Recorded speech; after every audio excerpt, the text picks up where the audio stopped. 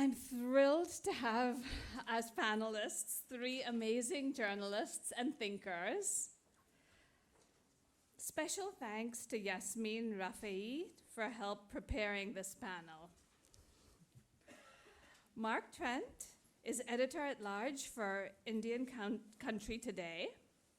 After it went out of business, Mark was hired as editor in 2017 to bring the news organization back to life. And indeed he has. Under his leadership, Indian Country Today relaunched. His budget has grown to $4 million from $350,000 when he relaunched. The staff has grown to 20 people from 3, and his readership now averages more than 700,000 people a month. Wow.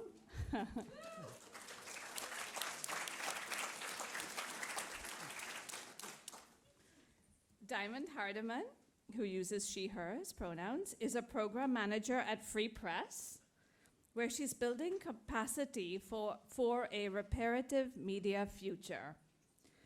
She works with the Media 2070 and News Voices teams to identify how local news ecosystems can confront their histories of harm and listen to communities seeking repair. Diamond has worked as a tenants' rights advocate, a bail support and resource advocate, and a member of a post-conviction team for men facing capital punishment. Wow, welcome, Diamond.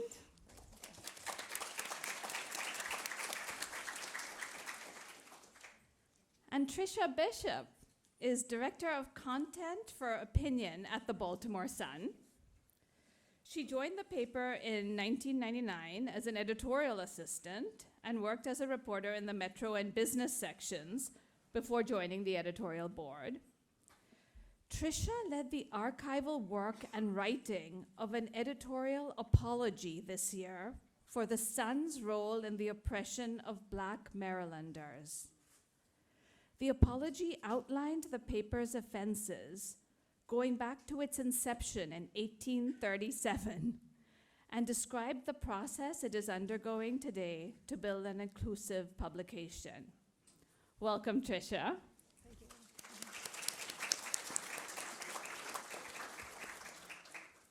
So the plan for this session is I'm going to lead them in a 40-minute discussion, and then I'm going to open it up to questions from all of you. A reminder to my panelists to keep your answers short, 2 to 3 minutes, so that we can be engaged in a dialogue rather than a series of presentations. Panelists, also remember to tell a little about your organizations and your work when you answer the questions, because people in our audience may not know your work as well as some of us do. Of course, this is contradictory to the first request, which is that you keep your answers to 2 to 3 minutes, but what are we if not contradictory at times? This is also, we discussed this when we met before, but a reminder to jump in if you have something to say and I didn't realize you did. So jump in, make it a tiny bit of a free-for-all, but not too much of a free-for-all. And audience, know I have permission from our panelists to jump in and interrupt them if I want to redirect the conversation to just keep it moving. When we met earlier to discuss this session, we discussed what we would like to come out of this panel with, what would be success for us. And our panelists talked about how they themselves would like to hear something, to learn something that they can take back to their news organization. So they're hoping to learn from one another and from your questions. And they also wanted this to feel like a conversation amongst friends. So I am going to be building on that, trying to hold this conversation with care and kindness and support. That's their request, and that's my request to all of you. So let's start.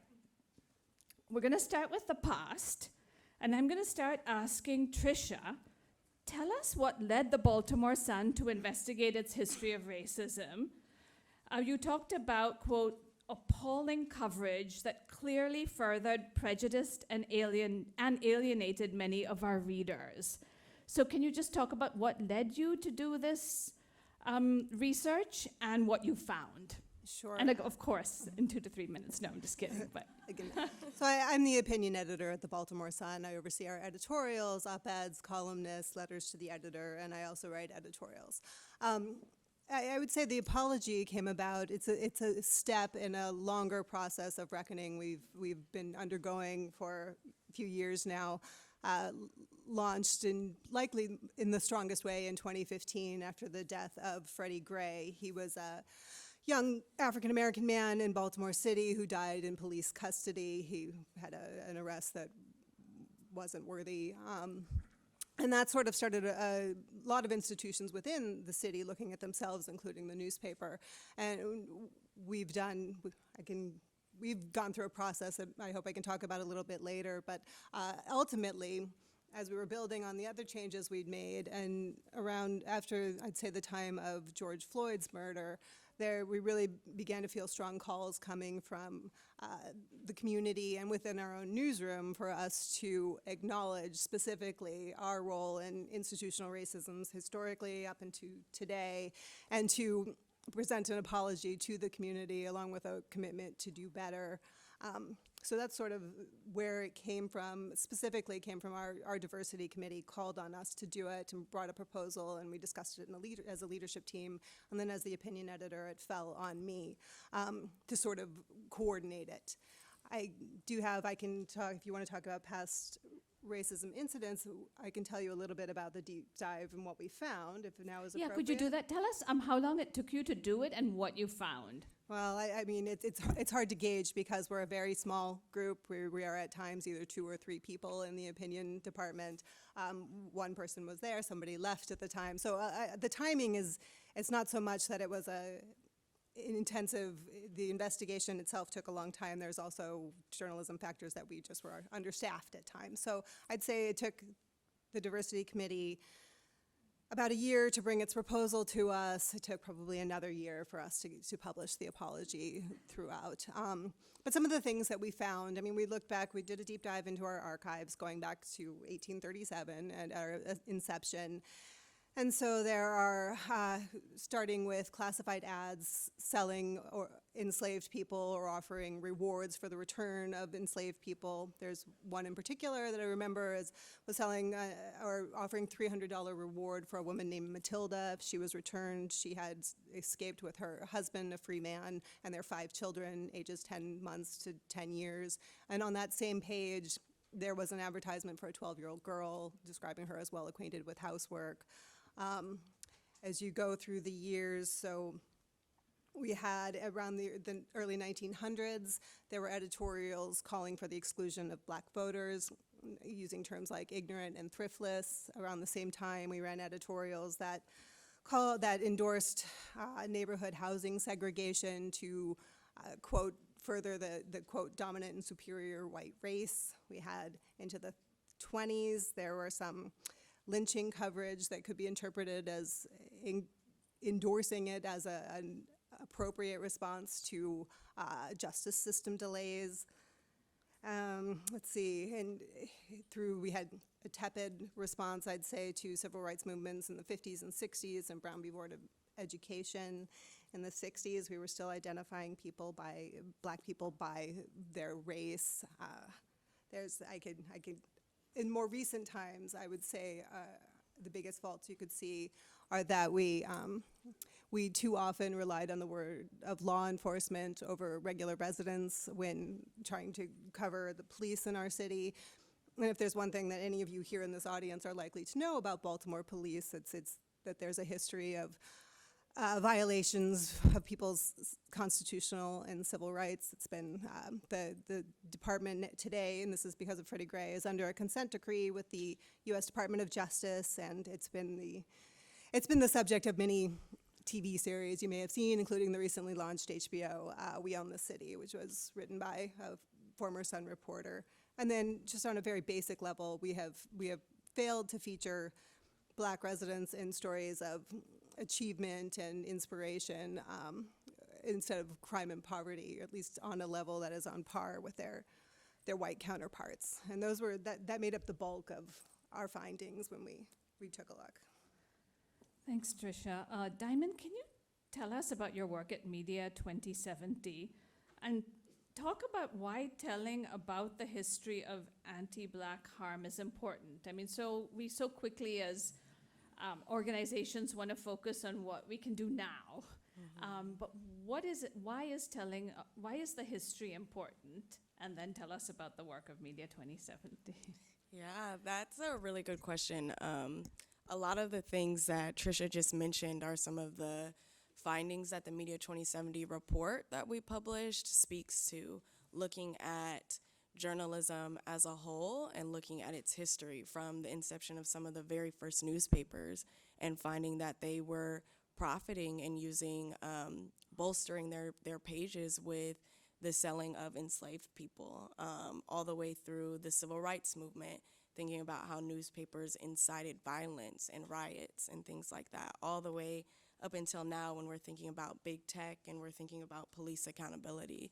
And so I think it's really important when we look at the history so that we can see a holistic picture and a complete picture of the ways in which journalism and news and media have historically and currently interact with Black communities and other communities of color.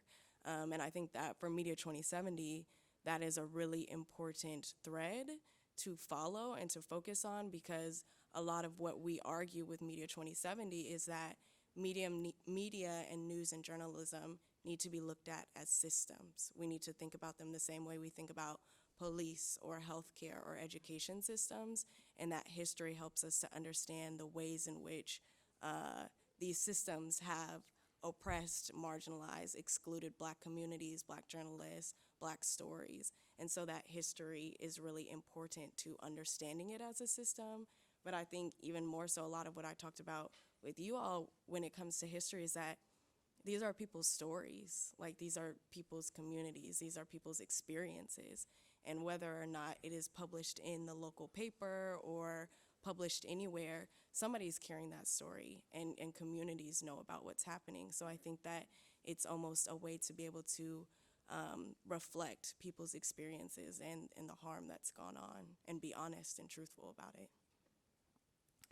Thanks, Diamond. Mark, I want to make some space for you just to talk about why we just can't start now to make things right. Why do we have to focus on history too, or first? It's kind of like democracy. It's a nice idea. We should try it. I think this is probably one of the greatest failures of the media. In 1947, the Robert M. Hutchins Commission said that if we didn't get diversity right, democracy is at risk. That was 1947, 75 years ago. You can go through and very little has changed.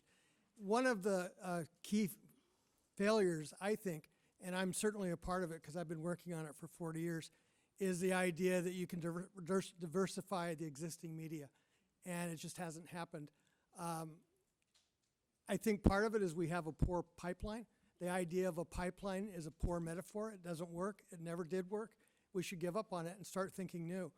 And we certainly have. I mean, that's one of the things that is driving ours, is basically the phrase, nothing about us without us. And as we go through and think about systems, we're much more now into partnerships. We're not trying to diversify the media. We're not trying to help media organizations hire people. We are basically saying we're going to take all the talent we can get, find them opportunities, build up their careers, and whatever they do on their own is up to them, but it's not our job to help the media get better. We've been trying that for 40 years and it hasn't worked. There's got to be better ways to do this. This is something that this country, to me, it's a fundamental thing about the connection between media and democracy. And if we don't get this right, there is no chance for democracy. Mark, back to you on the present. What does it mean, and you've partially answered this, but I'm going to ask the question differently. What does it mean for newsrooms, or let's say for journalism organizations, to meaningfully support Indigenous reporters in their roles? Well, I think it starts at the top. I mean, one of the things we're doing now is building a database of corporate boards. There's not a single Native American on any corporate board in the media, period. There's not a single Native American as an anchor. There's not a single Native American as a senior on-air reporter. There's not a senior producer. when you start getting all these zeros, they start adding up into something that's a really compelling story. One of the ways that I think we drive change is by telling a different story rather than trying to reinvent the one, and I think that's the one that has to happen now.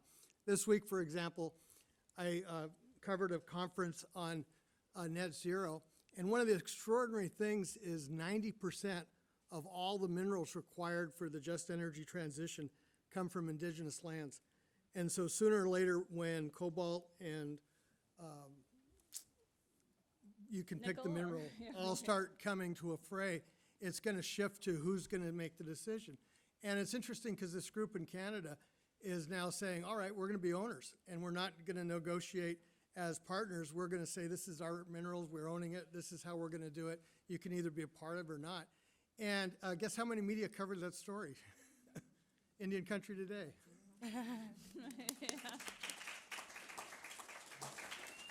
Diamond, to you. Newsrooms have been called to hire more Black journalists. Many are moving in that direction, but as Mark's pointed out, it's not enough. What does it mean for a newsroom to reconcile and repair its harms? Can you talk about that?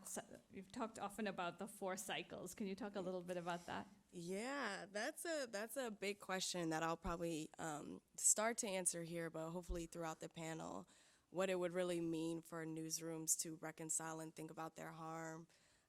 It's more than just, like Mark was saying, the diversity pipeline. It's more than just hiring Black journalists, because it's about what happens to Black journalists once they get in the newsroom, what kind of stories they're able to tell, what kind of things they have to experience, but it's also about the Black communities and the Black readers that are reading the newspapers as well. And so, like I said, when we think about media as a system, we have to think about all the things that are building the box and building and contributing to the product of journalism that is getting delivered to folks.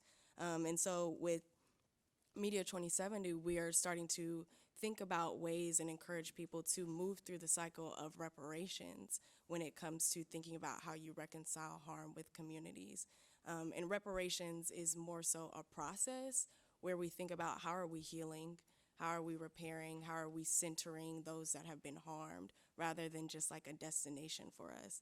And we use 4 principles from a group called Liberation Ventures, and it's reckoning, which is kind of what's been happening the past few years, where people are talking about what's been going on with newsrooms, so public discourse. Sometimes it could look like curriculum change, so in J schools, thinking about how are we inserting information about the history of journalism. The next piece, and it's a circle, so you can start anywhere and go anywhere. The next piece is accountability. So what does it look like to start to commit financial resources towards capacity building or allyship to address the things that we have identified as harmful? And then the next one is acknowledgement, so publicly acknowledging harm, public apologies, those can fit into there. And then the last one, which is usually the last one folks get to and the hardest one that we have, the one that we have seen the least lately, is redress. And redress is really about how are we transferring power, and how are we moving resources, money, power, all of those things, so that these cycles cannot start again, so that this does not happen again. How are we fundamentally thinking about the system differently so that for Media 2070, Black communities have the power and the resources and the space to tell their own stories, from ideation all the way through distribution. So when thinking about newsrooms and reconciling harm, they have to think about a lot of things in terms of what needs to be moved, what kind of histories need to be told. But for me, a lot of it starts with listening to the folks that have been impacted and letting them lead what healing and what repair looks like for them and what they need for holistic redress of what kind of harms and things that have been allowed to happen in their communities as a result of these specific harms. I don't know if that answered all that of it. does very much. So Tricia, talk about what happened after the publication of your letter. And in the context of sort of the cycles that Diamond's describing, can you talk about where you think the Baltimore Sun is in that process? Yeah. I'm reluctant to talk about the apology as some kind of a turning point for us. As I said, I think earlier, I see it as a step in the continuum of a process that we've been undergoing. We have, some of the things that we've done leading up to it were we had the Robert C. Maynard Institute for Journalism Education conduct diversity and bias training for our staff, but also do a content audit across Baltimore Sun media properties to see where we were lacking, to see whose voices were not included in our paper, whose stories we weren't telling, whose photos we weren't including. We've launched a diversity, equity, and inclusion reporting team whose job it is to focus on telling the stories of underserved groups. We have a database of diverse sources now so that we can rely on, so we're not going to the same voices in every analysis stories, but also to make sure that we have a wider range of people speaking in stories. And I know that the talent pipeline, I know whether you can or cannot do much with it, we are trying to create a diverse talent pipeline, reaching out to people rather than waiting for people to come to us. It's something we have a lot of work to do on. I would say from 2018 to 2021, if you look at the percentage of non-white employees in our newsrooms who make up the Baltimore Sun newsroom specifically, even with efforts that were underway, we moved from 21% to 26% non-white. And then in the last 2 years, though, up to the date of the publication of the apology editorial, half the people we had hired were people of color, but sustaining it is what's going to matter going forward. But we've also reached out to communities we may not have touched base with before, or for example, Black funeral home directors, they were not sending us information. They thought we wouldn't be receptive to it, so we've developed sort of partnerships there, and we're trying to encourage and bolster that coverage. So that kind of takes us up to the apology. And when we published that and say, I think of this as sort of the public acknowledgement component that Diamond mentioned. And we're probably still, we've got a ways to go with redress, and I'd say, yeah, we may be a little bit out of order, but we're in the acknowledgement. So we put this out there saying, we've outlined some of what our past injustices were, and we've specifically called on the public to hold us to account for our coverage or our publications going forward. The responses has been varied, both within the newsroom and without. Community members, some said it was long overdue. They welcomed it. We have, our publisher has been lauded by certain groups, our legislature, the Baltimore City branch of the NAACP, but that's not why we did it. But then on the other hand, you have other people who saw it with skepticism or cynicism and maybe thought it was a business ploy to attract new readers. It's been varied. We did specifically call for responses from area academics who've studied institutional and systemic racism, specifically in the Baltimore area, often with touching on the Sun, to write essay responses for us. Many people called for us to go deeper. They said it wasn't enough. They called for us to look specifically into our coverage of lynchings in the past. Let's see, so others. So we get a sense of, where you are in the process, thank you, and that it started way before the apology. Mark, can you talk about, so looking at the future now, so you've touched on this, but I want to go a little bit deeper on this. So we're always talking about the need to diversify the pipeline, and you're coming at it differently now, saying we need to diversify the leadership. Can you talk about why you think that and how you're doing it, and tell people about your succession plan and how you Sure. and why you put that in place, why that is key. Sure. Well, first, many of us have been saying the demographics have been present for so long that to have an entire industry ignore those demographics makes no sense. And as the country has changed, the media is now catching up, and it's not even close to even doing what's necessary to get to that point.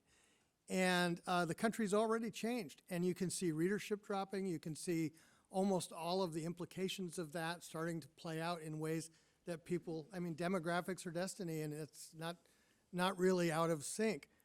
our number one demographic for Indian country today is 25 to 34. I mean, our whole paradigm is about growth.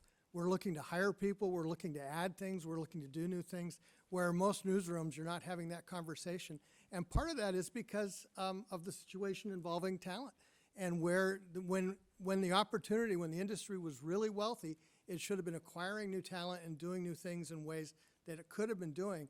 And now that that has passed and it's in a shrink mode, it's very difficult to go back into a growth mode. And I think that's a fundamental problem. For me personally, so we realized early on that we got this thing running and our growth was just phenomenal. In fact, it's funny when people talk about hiring, when we have an opening, we get 10, 12, 15 applicants per opening. And that's just not been a problem. The problem is getting enough resources so we can hire more people. We all knew the people who put this thing together are all in our 60s, and we realized that we were not the future. So this year I stepped out and said, I'm not going to be editor anymore, and turned it over to a younger person. And now I get to do anything I want. And if people knew you could do this is something everyone would do. So I'm writing on economics for the next couple of years and just having a blast. But I think there's not a lot of attention played on a paid session and making sure that you're not just building a platform for now, but for something that's going to last. So Diamond, let's look ahead also. So clearly planning for who's going to take over and leadership, a leadership path is important. But when you look at the future, and I know you spent a lot of time thinking about what the media should look like in the future, where do you want us to go? What's possible? How do we get there? Yeah, anything is possible. That's one of the things at Media 2070, we're not dream killers. So anything that you can vision, if you can build the power with people, it's possible for the type of journalism that we want to do. But what I hear a lot of from people about the future of journalism is that it's more abundant, so there's more resources, and there's more abundance in what we think about as journalism and who we think about as journalists. So thinking about folks coming from different backgrounds, folks that do different kinds of journalism, that isn't just written, but thinking about audio and visual and multimedia kind of journalism. And then like what I said earlier, where communities have a say in being able to help produce journalism from the ideation process. So what kind of ideas, what kind of stories are we thinking about throughout when we're talking about stories? How is it written? Who is it written for, and is it written in a way that speaks to the community that it is a part of, whether journalism institutions acknowledge that or not, and then even thinking about distribution so that it's more accessible for people. So I think that that's like a toned down version of what the vision could be. But really it's just abundant with communities, and it's abundant with Black folks in Black communities and Black journalists that are able to have the resources and capacity to tell their stories, as well as other communities of color. But I do want to actually share an anecdote. I was talking to one of my journalist friends from work that I did in Colorado around this. We weren't necessarily talking about reparations, but we went through a process with communities to think about where are there tensions between communities of color and journalism, and where do we want to go, and what are the steps that we need to take to get there.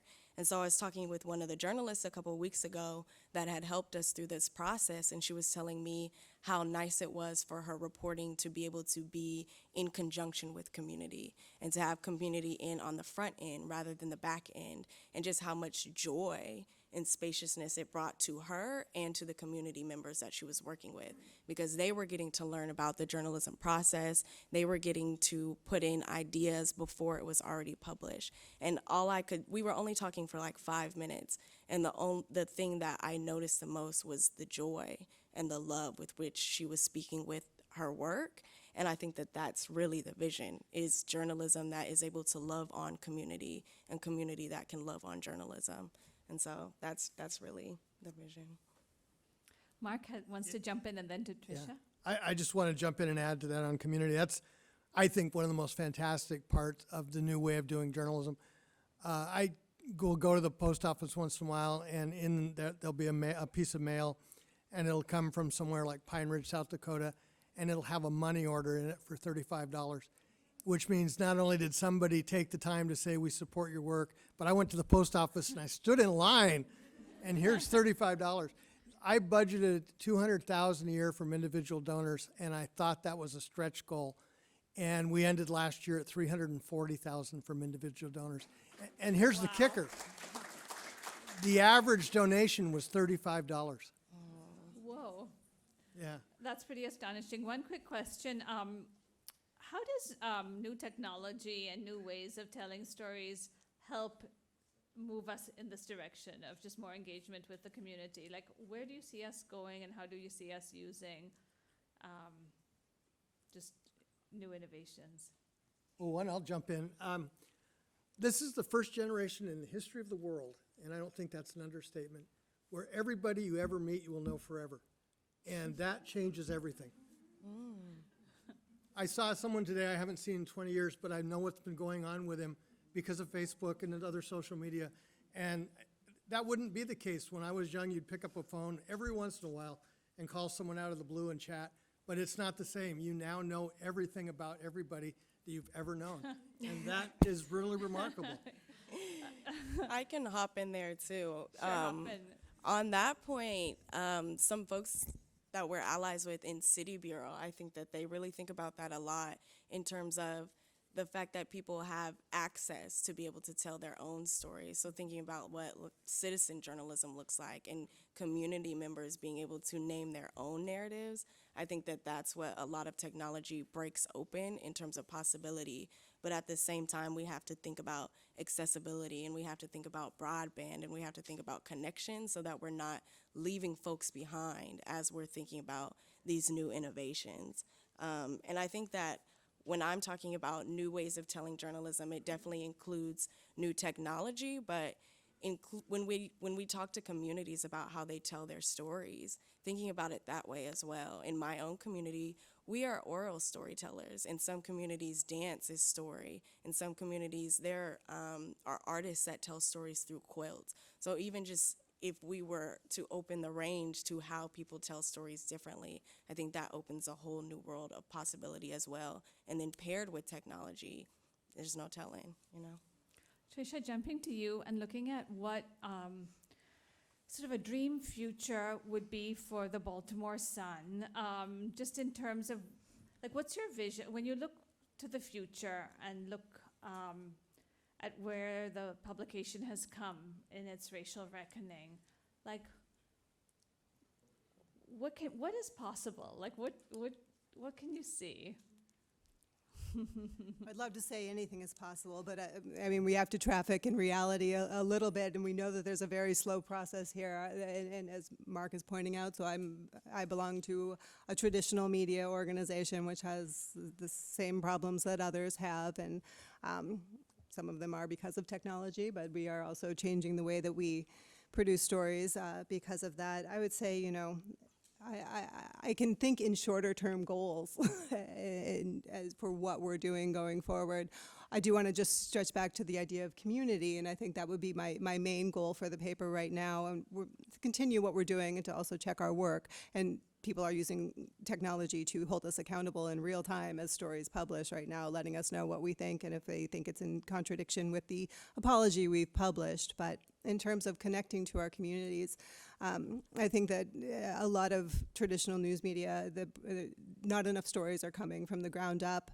They're often coming from top down, or people are spending a lot of time reading each other on Twitter and writing what other media people in their area are doing. So what we would hope to do is to better connect with our community, just to produce better journalism. It will sustain us for the future, and figure out how we can do that and to better diversify the stories that we're telling, tell other people's stories, and I would hope that would help the health of the paper for the longer term. Beautiful. Thank you all. We're going to open to the audience for questions. So please raise your hand. And I'm going to be, yes, so I see someone right there.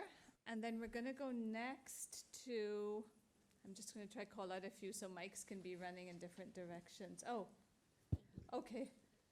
Okay, and then I think next to Corey. Yeah.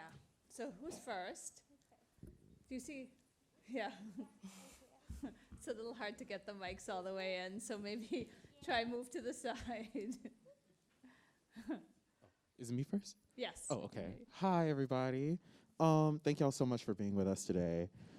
So when we talk about diversifying newsrooms, a lot of times we're really talking about redistributing power, whether that be through changing the narratives around who we cover or community journalism and engagement.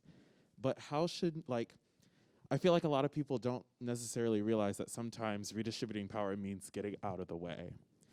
And so how do newsroom leaders, or how should newsroom leaders reconcile with the fact that sometimes they may be the issue? And then for younger journalists who are trying to make that step up, how do we reckon with the fact that a lot of times it is a waiting game? Okay, so who wants to take that question? Well, since I just got out of the Mark's way. Okay. Mark. One part of that, though, is even organizations that are really good at hiring young people, will hire them into a newsroom and expect them to act the same way they did when they came into the newsroom. And that's exactly wrong. You have to listen and figure out what's different and then let them do it. And maybe that's a very different journalism than the one you grew up with, but it's going to be the one right for this age. What's the role for you, though? So when you step out of the way, do you still have a role, and what is that? I get to be the valued elder. Diamond, what's the role of valued editors Yeah, or elders? that's what I was gonna lift up, is that if we change the perspective from a scarcity mindset in terms of if I move out the way, I'm losing something, and move in an abundance mindset in terms of I can move out the way to do new things, to find new things, to offer new kinds of mentorship and support, I think it's a little bit easier for folks to swallow. But at the same time, there also are times where you need to move because there's harm that's going on, and there are other folks that have the expertise to address it. I'm looking out to see. Help me look for the next question. Oh, Tricia I'll just has add something to that Yes, Tricia. in terms of moving out of the way. I mean, something that comes into play is whether there are resources, if there's another spot for you to move, if you're not of retirement age within my own newsroom. But I'd say even I've been the editorial page editor for 2 years, which seemed like it was progress when I took over there because I'm a woman. I was the first woman on the board, and when I joined in 2013, in quite a long period of time. But one of the things I try to do in my position now is I am actively working with my number two. I am training her how this job works and I have someone selected who can take over for me, and I'm trying to, make a path for myself in the future elsewhere within the organization. But I do think I have a responsibility to prepare someone to take my place who is not like me necessarily. Looking out for questions. Oh, yes, okay. Hi, I'm Cheryl Phillips. I work at Stanford and run a data journalism effort there. I just wanted to mention, because you mentioned source diversity, that for the last year, I've been working with the BBC to implement an app that's a source tracker. It's called 50/50 Project. We've gone from spreadsheets to an actual app, and they've rolled it out just in the last week across their whole newsroom. We're open sourcing it for them. So that means that any newsroom who would want to better track the diversity of their sources on any show can do that and get real-time, a sense of how they're doing and where they might want to improve. So if anybody's interested in that, let me know. We're not yet rolling it out, but we're getting closer. So if folks are interested in that, let me know. CEP3@Stanford. Wonderful. Questions for our panelists? Yes, I see someone back there. Okay, microphone making its way over. Hi. You talked about bringing diversity or bringing the community in at the front end of your reporting. Could you talk about what that means a little bit? I think that was you, Diamond, who was talking about that. Okay, so could you hear that? How do you bring the community in at the front end of your reporting? And to Diamond first. Yeah, this is a concept that I got a lot from News Voices and Media 2070 about what it means to be in constant relationship with community. I think that that's really where it starts, and that opens pathways in terms of how you can inject it into the journalistic process. So a lot of what we advocate for is for journalists and journalism institutions to act as though they are a part of the community that they are. So in terms of going out to community events, and when I talk to journalists about this, I know there's a lot of pushback because there's this notion of being an observer and not being political. But a journalism institution, like I said, is a part of the circle that makes up a community. So being able to be in community with those folks and being able to build trust and build relationships is the ground that you can start to think about, where am I getting stories from? What kind of stories am I telling? You hear those stories when you're a community. And then when you move on to the next part of the process in terms of framing or sources, now you have opened up a whole different kind of sourcing for yourself. And then when you even think about, like I said, how you're telling the stories, how are you writing it, who is it for? If it's for a community that doesn't have access to Wi-Fi or to internet, how are we writing and producing these stories in such a way that they can experience it? Thinking about audio versus written writing. And then again, like I said, when we're thinking about distribution, how are we making sure that this journalism is reaching who it needs to? It all starts with building those long-term relationships. And it definitely, like a lot of the panelists have said up here, it takes a long time to build relationships and to build trust with communities.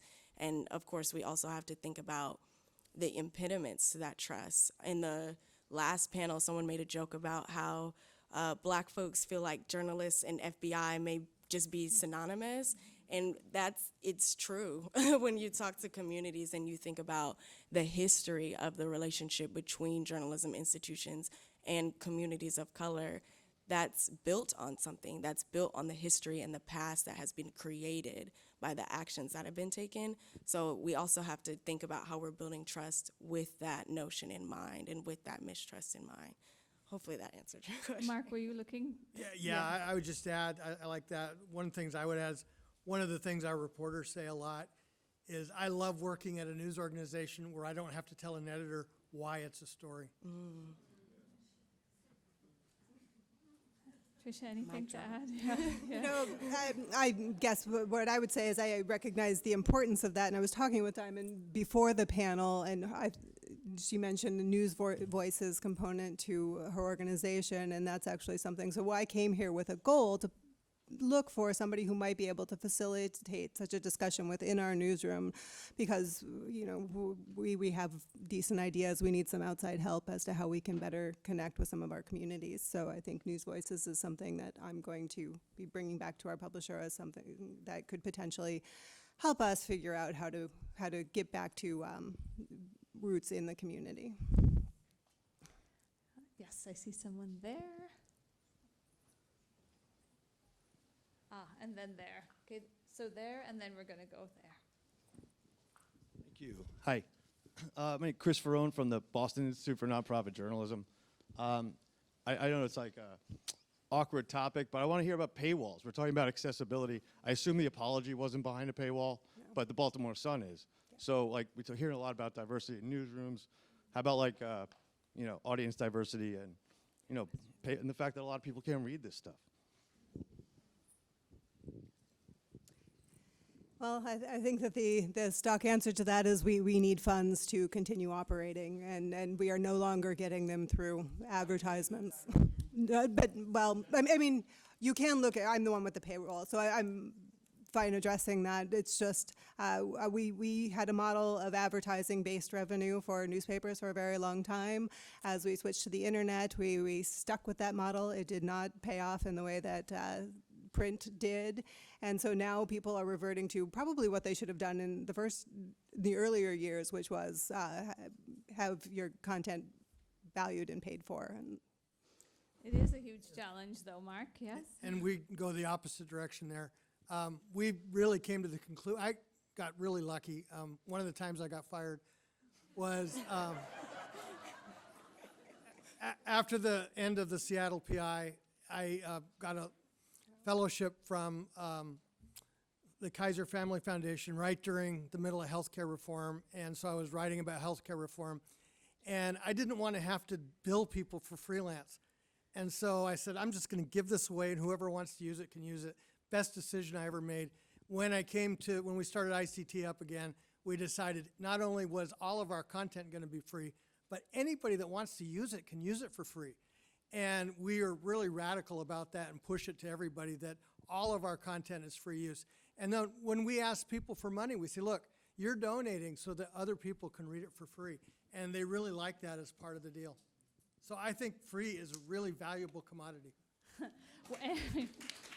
Diamond, want to add to that? And then we have time for one final question, and I know it's over there, but Diamond, if you have any thoughts to add, no pressure, if not, but yeah. I did look a little startled. Okay, we can move it to the next question. Yeah. No, I actually, I was writing in my notes that as I'm thinking about our responses to the questions, I'm also want to lift up that, again, this is a system. So thinking about all the different players that are a part of how do we get community journalism? How do journalists get the time to be able to spend with community? How are we thinking about it that way? So thinking about the whole system that includes journalism institutions, journalists, community members, and funders and policymakers and all the folks that come together to make the pot of journalism. Yeah, that's so true, because when journalists make mistakes, they're often trying to do 3 stories a day and rushed, and so it is a system. Over to you. With Thank you. The last question, yes. Last question, Walter Robinson. Tricia, this is mostly for you, and it's about ownership and ownership's views and attitudes on the kind of change that we need. And we've all been waiting a long time to hear anything good about Alden Global Capital. And I just wonder if you can tell us sort of between us. I haven't talked to them either. I will say, so, Alden, the biggest effect is on our own newsroom right now. There are not edicts coming down. That hasn't happened yet. I don't know if it will. I think that we're at a stage where they have certain numbers they want us to meet, and if we meet them, then they'll be quiet. How that'll affect us going forward, we will see. Alden is a hedge fund that has been buying up newspapers and recently bought up Tribune, which owns The Sun and other properties. It makes hiring difficult for us. We have lost a lot of journalists recently to a competitor that's launching in Baltimore City. So I'd say the biggest effect I see from Alden right now is just the fear of what might come down the line. Right now, I have not seen those kinds of changes. We've been hiring on a hiring spree, and we have been incentivizing certain people to stay in a way that we hadn't done in years because of our competitor. So, I don't know what the future holds, but we're hanging in there right now. So on that somber note, we're hanging in there right now. Let me thank Mark, Tricia, and Diamond for